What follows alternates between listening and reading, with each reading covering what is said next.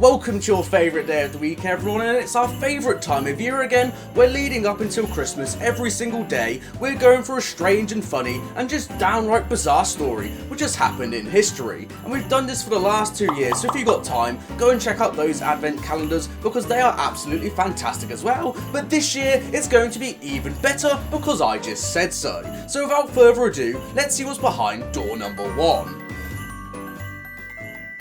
The strange death of Richard the Lionheart.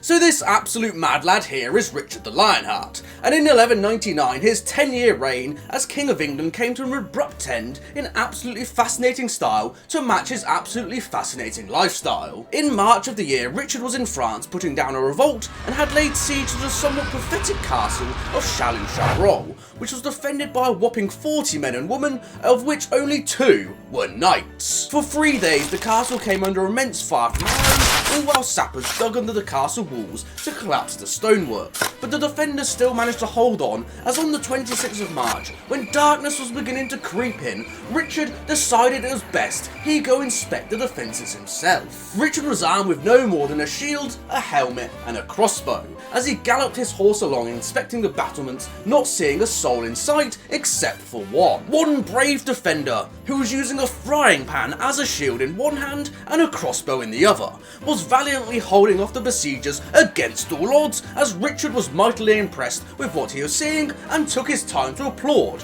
Frying Pan Man. However, Richard's eccentricity and overconfidence, which is how he lived his whole life, was to prove to be his downfall, as the applause went on for just a little bit too long and Frying Pan Man let loose a crossbow bolt and it dug 6 inches deep straight into Richard's shoulder before he could dive for cover. Richard made no sound, but he wasn't dead, he just didn't want to alert the enemy that he had been hit, neither his own troops. Instead, he returned to his tent, probably in fucking agony, as the bolt shaft snapped off with the bolt's head remaining lodged inside him. A surgeon was called with the greatest care taken to keep the king's injury secret, as under flickering torchlight, Richard's flesh was dug into. And at this point in Richard's later life, he was around 40 and he had put on a few pounds, so there was a lot of flesh to dig into as the surgeon went deeper and deeper, with his wound now looking like a dodgy flesh kebab. However, the bolt head was removed and he was soon bandaged and stitched up. Richard was advised to rest up, however he was still trying to keep a low profile about his wound, so if he didn't appear for a few days, some people might start to get suspicious.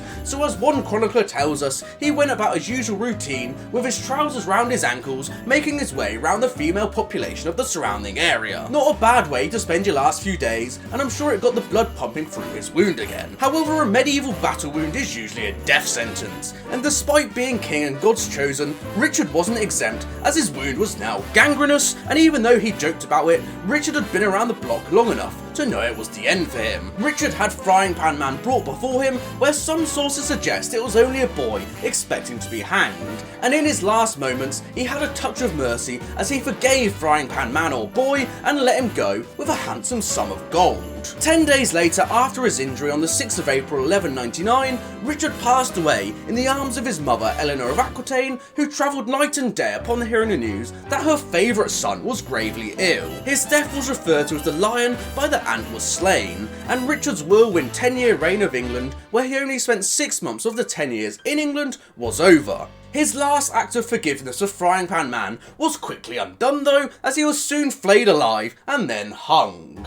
A turbulent end for a turbulent man. So I've been Jamie's Day, your favourite day of the week, and this was the strange death of Richard the Lionheart. I hope you've all enjoyed and thank you so much for watching day 1 of our advent calendar. Join us tomorrow, where we'll be going aboard the medieval party boat, and make sure you've got your tickets. I'll see you all then, peace.